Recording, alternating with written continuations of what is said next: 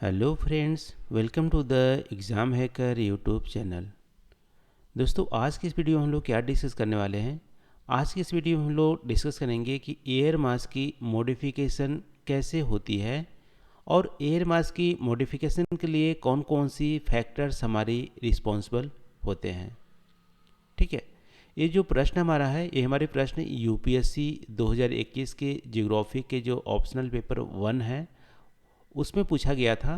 तो इसी को आज हम लोग यहाँ पे डिस्कस करने वाले हैं।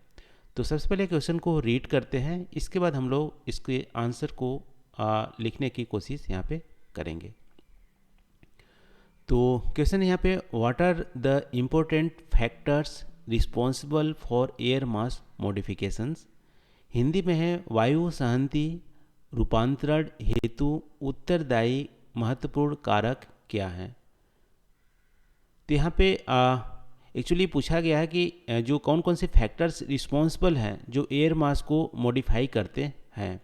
वैसे एयर मास की हिंदी वर्ड होती है वायु राशि, बट यहाँ पे वायु शांति का यूज किया हुआ है, तो आप यहाँ पे वायु राशि ही यूज करेंगे हम लोग कि वायु राशि की रूपांतरण हेतु उत्तरदायी महत्वपूर्ण कारक क्या है। तो देखो, वैसे आप इंग्लिश में रीड करोगे तो यहाँ पे मॉडिफिकेशन का मतलब है कि जो हमारी एयर मास हैं, एयर मास की जो प्रॉपर्टीज़ होती है, एट्रीब्यूट्स होते हैं, जैसे टेम्परेचर हो गया और मॉइस्चर हो गया, उसमें मॉडिफिकेशन। ठीक है, यानी कि पहले वार्म टेम्परेचर थी या ज़्यादा टेम्परेचर थी, तो अब हमारी कम टेम्परेचर हो जाती है, या कम टेम्परेचर वायु राशि वाले अधिक टेम्परेचर हो जाते हैं।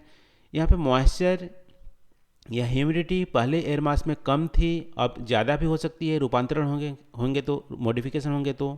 ठीक है, और एक मॉडिफिकेशन का मतलब है यहाँ पे कि कम्प्लीटली जो एयर मास पहले हमारी कोल्ड एयर मास हुआ करती थी वो हमारी वार्म एयर मास हो जाएंगे, या वार्म एयर मास हमारी कोल्ड एयर मास हो जाएंगे।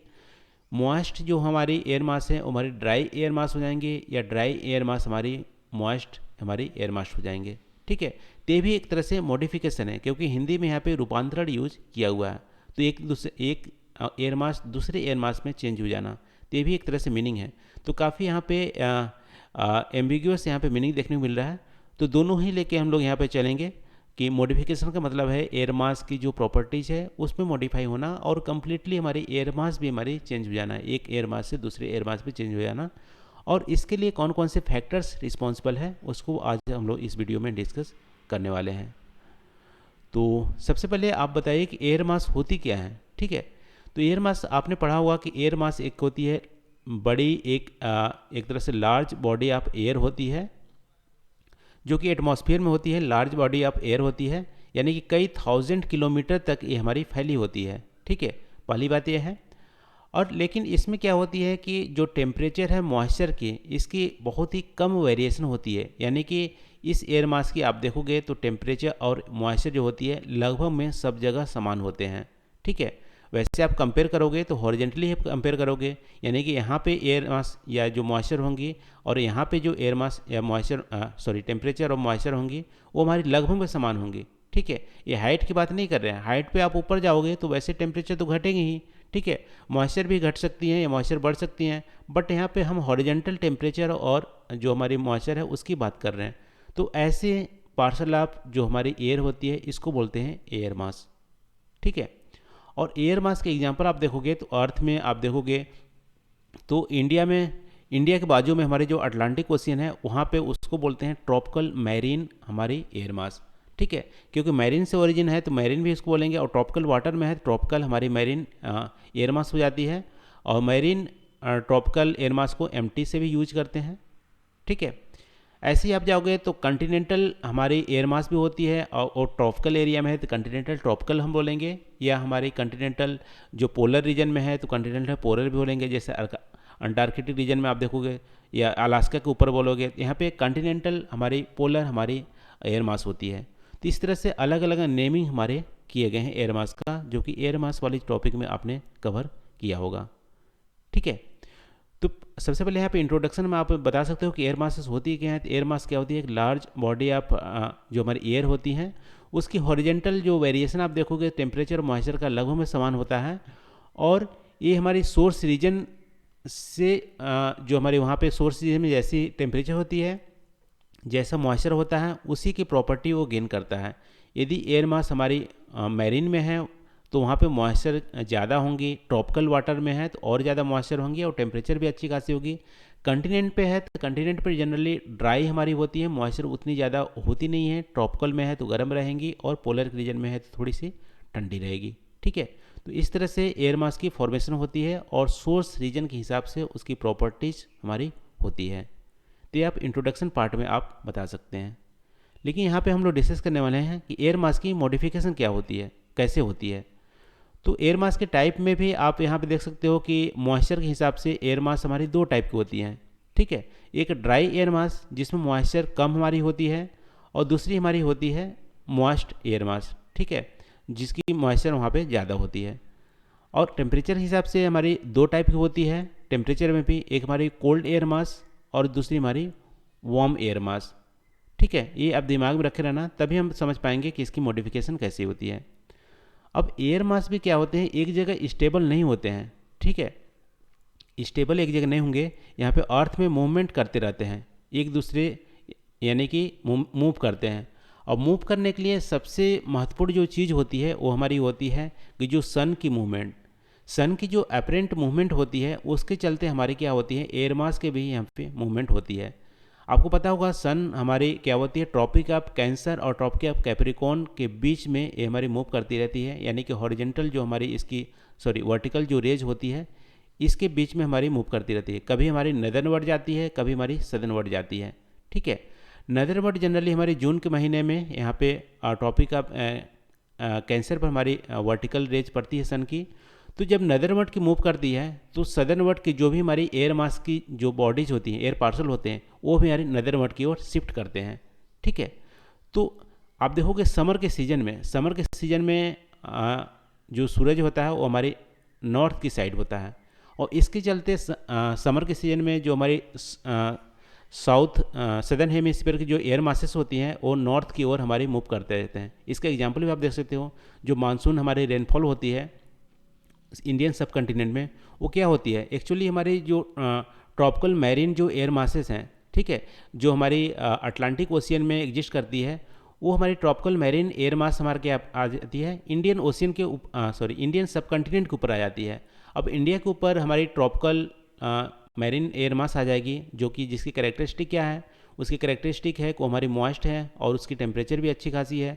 तो मॉइस्चर रहेंगे और ये हमारी कंटिनेंट पे आएंगे तो फिर जब यही मॉइस्चर जब एक हाइट पे जाते हैं तो कंडेंस होकर क्लाउड बनाते हैं और यहाँ पे रेनफॉल करते हैं। ठीक है, तो इंडिया में जो मानसून में रेनफॉल होती है वो भी हमारी एक तरह से एयर मास की जो मूवमेंट है उसके कारण होती है।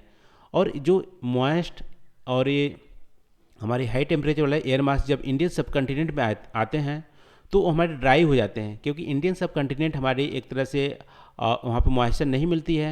पहले मॉइस्चर ज़्यादा थी तो ये यहाँ पे बारिश होकर वहाँ पे ड्राई हो जाती है। तो ये भी हमारी एक तरह से चेंजेज होती है। मैरीन जो ट्रॉपिकल एयर मासेस से जब इंडियन कॉन्टिनेंट पे आते हैं ऊपर, तो पहले मॉइस्ट होते थे फिर ड्राई हो जाते हैं। ठीक है, तो ये हमारी एयर मास की मॉडिफिकेशन क्या है, जब हमारी मूव करती है।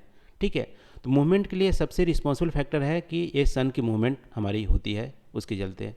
वैसे आप देखोगे जब सन हमारा क्या करते हैं, सदर्न वर्ड की मूव करता है। ठीक है, विंटर के सीजन में साउथ की ओर जाता है तो अलास्का के जो कॉन्टिनेंटल पोलर एयर मास है वो हमारी यूएसए के ऊपर आ जाते हैं और बहुत ज़्यादा ठंडी आप देखोगे तो पोलर विंड्स जो चलते हैं वो भी हमारी एयर मास की जो शिपमेंट के चलते होती है, मूवमेंट के चलते होती है और यूएसए में बहुत ज़्यादा ठंड यहाँ पे लाती है।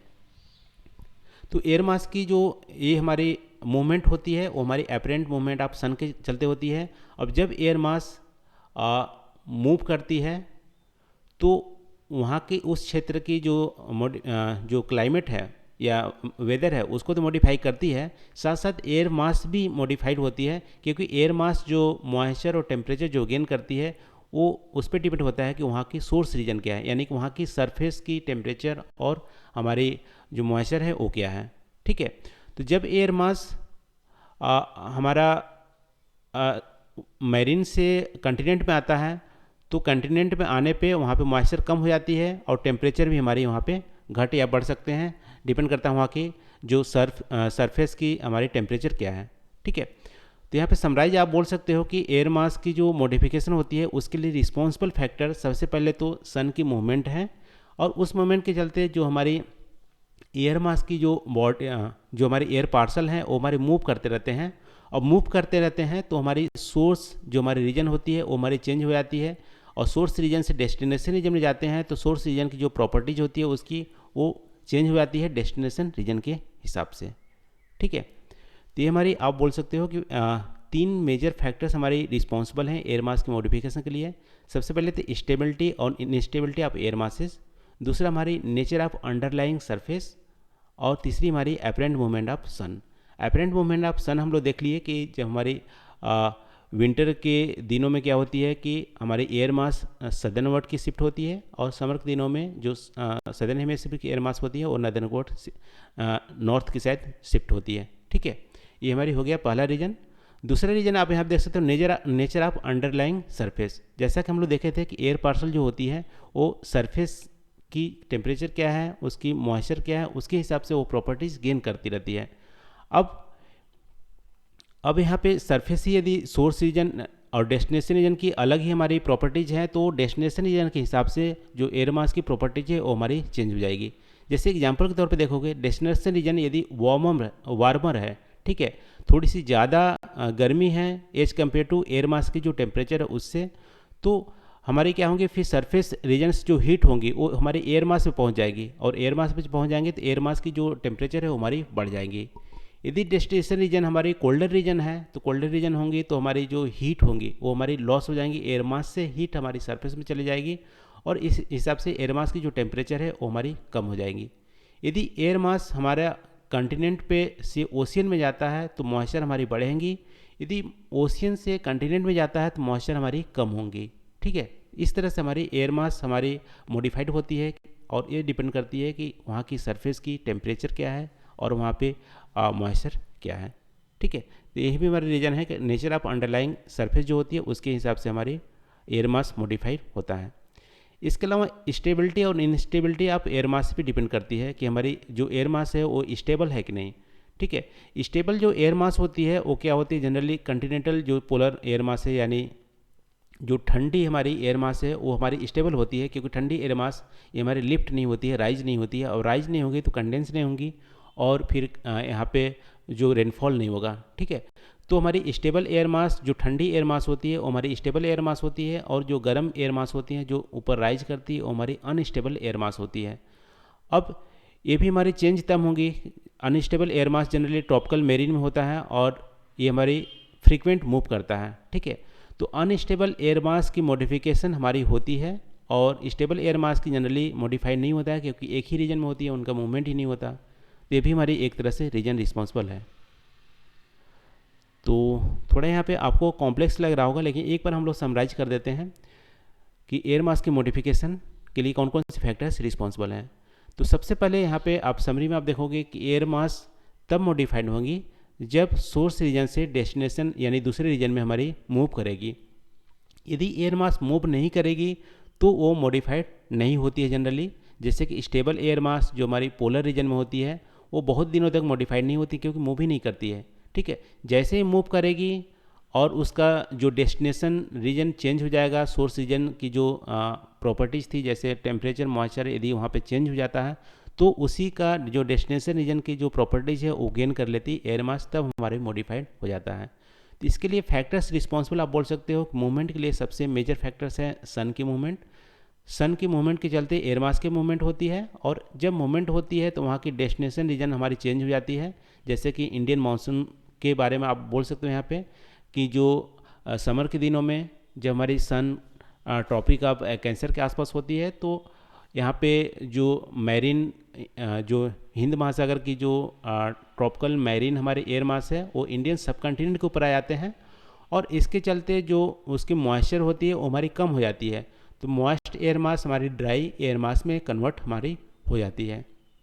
ये भी हमारी मॉडिफिकेशन का एग्जांपल है। और सेम विंटर के दिनों में आप देखोगे तो जो हमारी कॉन्टिनेंटल पोलर जो एयर मास होती है, जो ठंड बहुत ज़्यादा होती है, ठंडी ज़्यादा होती है, वो हमारी अब यूएसए के ऊपर आती है तो थोड़ी सी वार्मर हो जाती है, गर्मी हो जाती है, क्योंकि उनकी डेस्टिनेशन रीजन हमारी चेंज हो जाती है। तो इस तरह से एयर मास की मॉडिफिकेशन होता है और इसके लिए 3 फैक्टर रिस्पॉन्सिबल है, स्टेबिलिटी और या इनस्टेबिलिटी। दूसरी हमारी है कि उसकी सरफेस जो अंडरलाइंग जो सरफेस है उसकी नेचर क्या है। तीसरी हमारी अपरेंट जो मूवमेंट होती है सन की वो हमारी, इसके चलते हमारी एयर मास की मॉडिफिकेशन होती है। तो ये रहा दोस्तों आज के क्वेश्चन का जो सलूशन हम लोग आज यहाँ पे डिस्कस करने की कोशिश किए। तो आप कमेंट करके ज़रूर बताना वीडियो कैसी लगी, और कोई पॉइंट इसमें आप ऐड करना चाहते हो तो आप उसको आप शेयर कीजिएगा कमेंट करके। तो आज के लिए बस इतना ही। Thank you for watching. मिलते हैं अगले वीडियो में नए टॉपिक के साथ। Thank you.